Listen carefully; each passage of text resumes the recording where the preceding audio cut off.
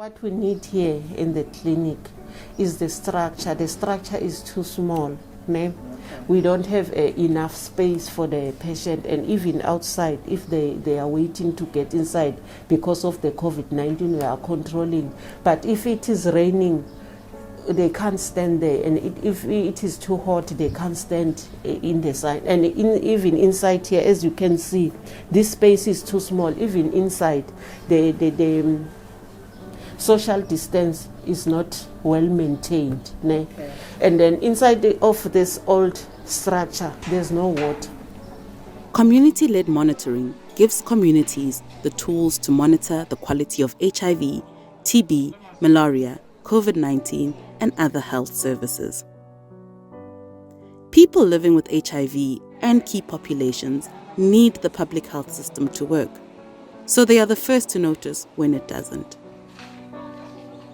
Community-led monitoring empowers communities to monitor the health services they receive and to advocate for the changes needed. Through community-led monitoring, communities systematically collect data that is analyzed and used to generate solutions to problems that are put to duty bearers for action.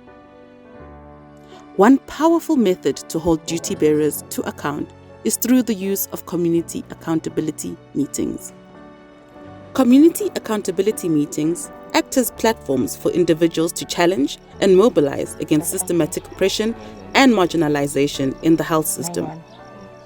These meetings allow community members to make their voices heard and to call for their rights to be realized and their dignity to be restored.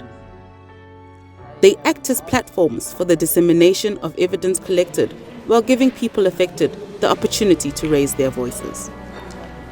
These meetings allow community members to make their voices heard and to call for their rights to be realized and their dignity to be restored. They act as platforms for the dissemination of evidence collected while giving people affected the opportunity to raise their voices. It is important to remember that community accountability meetings are processes, not events, and the work starts long before the meeting takes place. Step 1. Before you start thinking about organizing a community accountability meeting, you need to have completed a full round of data collection. This data will form the basis of the evidence you present at the meeting. After data collection, look at the data. What do the data tell us? What are the main challenges in the region that needs to be addressed? What issues do you want to raise with duty bearers? Then, start writing your report. The report will present the analyzed data and recommended solutions. Step 2.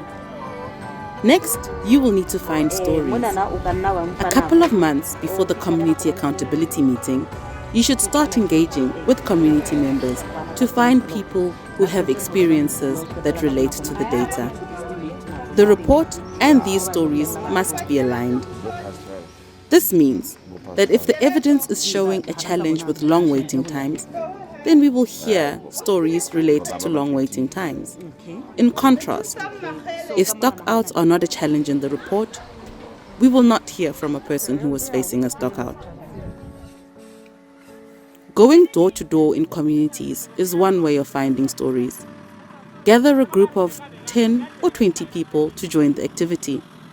You will need to train participants in how to identify strong stories. This includes training them to get written consent. You can also train people on how to introduce themselves and the purpose of the community accountability meeting, in order to ensure that people know why they are sharing their stories. It is important to capture individual testimonies in order to strengthen the data that will be presented. Step 3.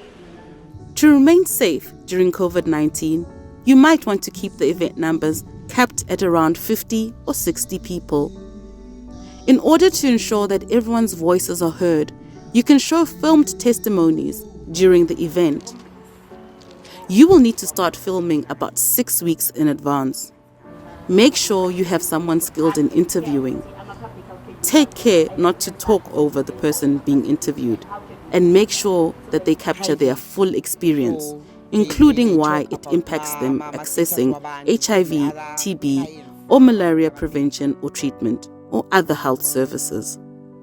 After the filming, you will need to transcribe the interviews to develop your subtitles. Leave enough time for this, as it is quite time-consuming. Step 4. You should compile a budget about a month before filming.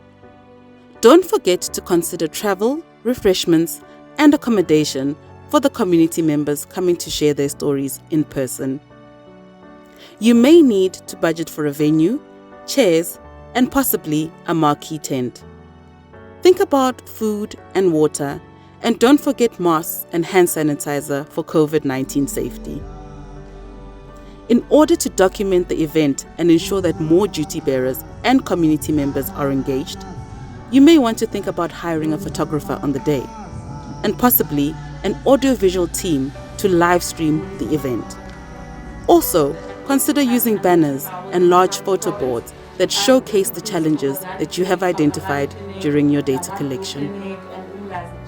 Step 5. Next, you need to think about inviting the right people. Which duty bearers have the power to address the challenges you are raising?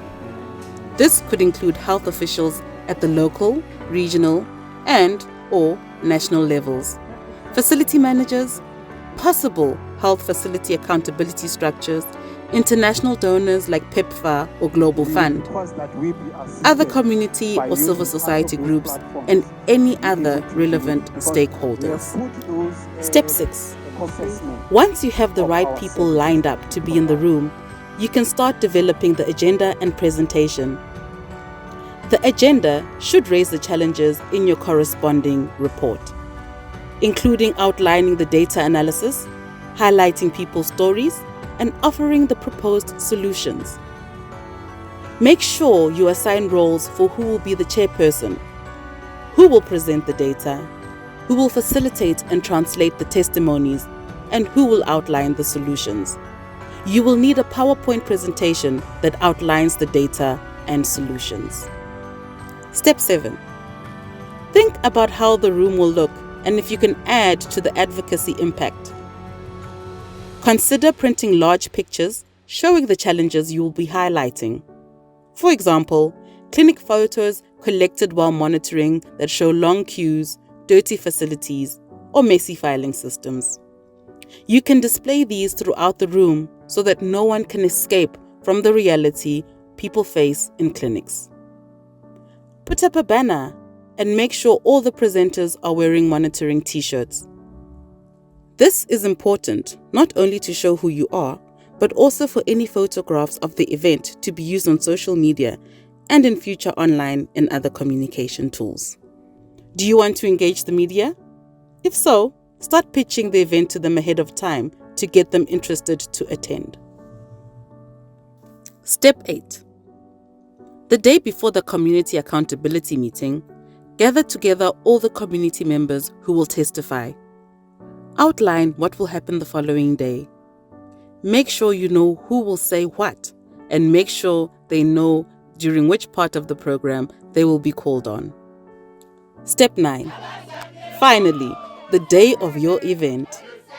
Don't forget to publish your report and press release on your website and social media platforms. Create a hashtag in advance for sharing live updates during your event. Ask your photographer to send you some photos in real time so that you can tweet them as you go. You may want to create a virtual platform for broader reach. Vimeo, Facebook, and Zoom are great options so that other duty bearers and also community members, media, and the public can view the proceedings online. After you have presented the data and heard from the community members, give duty bearers a chance to respond and make commitments. It is important that responses do not just acknowledge the issues raised by the community, but that action will be taken. It is important to follow up and ensure that everyone giving testimonies is assisted with the issues they raised. You'll also need to follow up with duty bearers to make sure they respond in writing to your recommendations or solutions. After that, continue your monitoring cycle to see what changes are implemented.